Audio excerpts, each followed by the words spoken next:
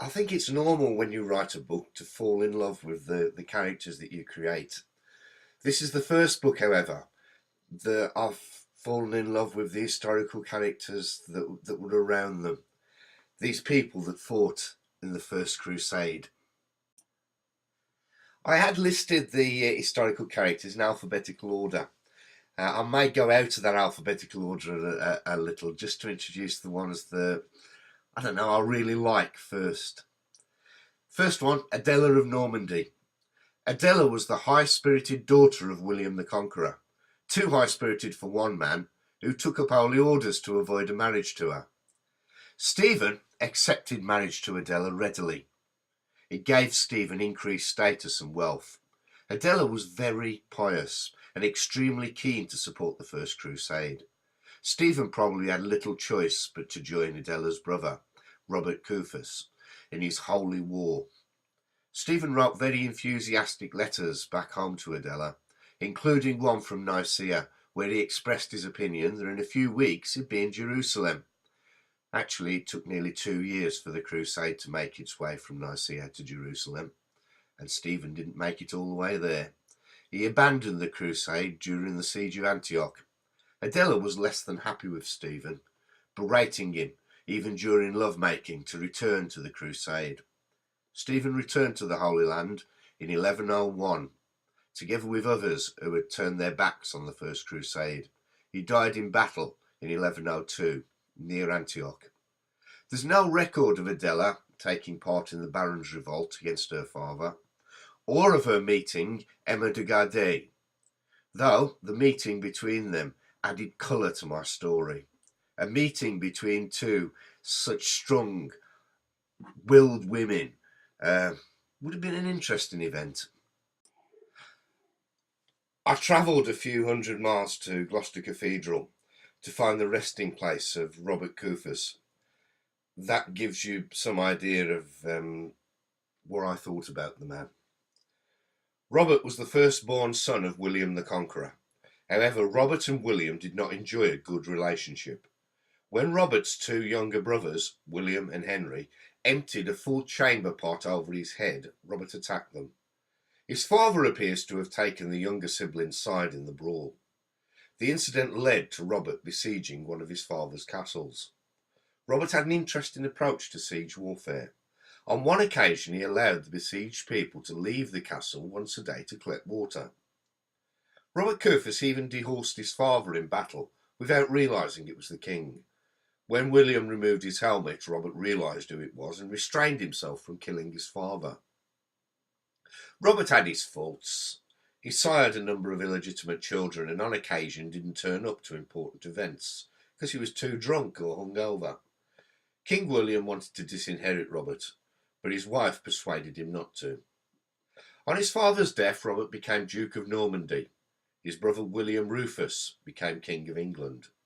In common with many other lords, Robert mortgaged some of the best land in Europe in order to fulfil his duty and join the First Crusade.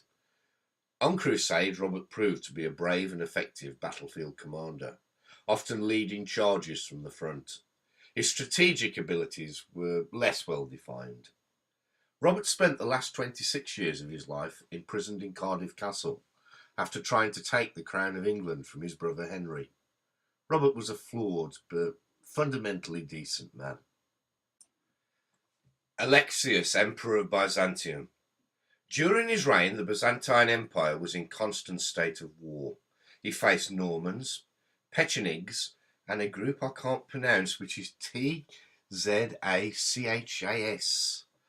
However, the greatest threat to his Eastern Orthodox Christian Empire were the Seljuk Turks. The threat of the Turks encouraged Alexius to seek help from the Pope. He didn't expect the amount of help that would come his way. Instead of a couple of thousand European mercenaries that he thought he required, he got 60,000 Christian warriors in the Prince's Crusade and a further 20,000 in the People's Crusade. There's a miniature above showing Alexius. I wonder if that's what he really looked like. Arslan. He was the Sultan of Run. He set his capital up in the recent captured city of Nicaea. Arslan was a major threat to the Byzantine Empire. He was a ruthless man.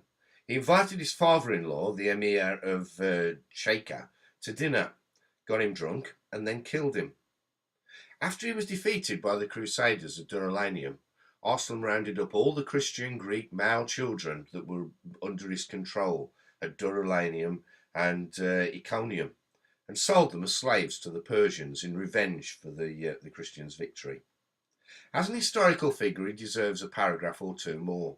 As a man, the few sentences I've dedicated to him are far more than he merits. Easily my favourite couple. Emma de Gardé, Ralph de Gaulle. Emma de Gardé was the granddaughter of Ermensianda of Carcassonne, regent countess of Barcelona. When many were advising Ermensianda to seek peace with the Muslims, she chose to defend her people. She led the forces of Barcelona to victory and was canonised by the Catholic Church. Ralph fought at the Battle of Hastings, but gained his reputation as a warrior by expelling the Vikings from Norfolk. William the Conqueror refused to sanction the marriage between Ralph and Emma, perhaps fearing the alliance between two such powerful families. Ralph and Emma revolted against King William, joining forces with Roger, the Earl of Hereford, and the Saxon Earl of Northumbria. Ralph expected more Saxons to join him in his rebellion. However, the Worcester Threed, the Saxon county militia, led by Bishop Wulfstan, blocked his army from joining with the forces of the Earl of Hereford. Meanwhile, Emma led the defence of Norfolk. When she was besieged in Norfolk Castle, she refused to surrender and held out until honourable terms for herself and her followers were offered to her. She was allowed 40 days to leave Britain. Emma settled in her estates in Brittany. Ralph joined her later. Ralph and Emma had to endure quite a drop in status, though Ralph was still a baron in his ancestral homeland.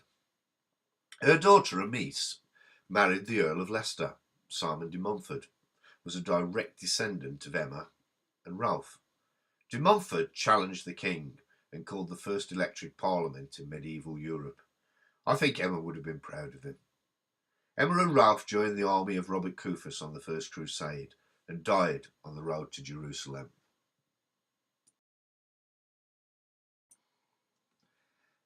Peter the Hermit was the charismatic but insane leader of the People's Crusade.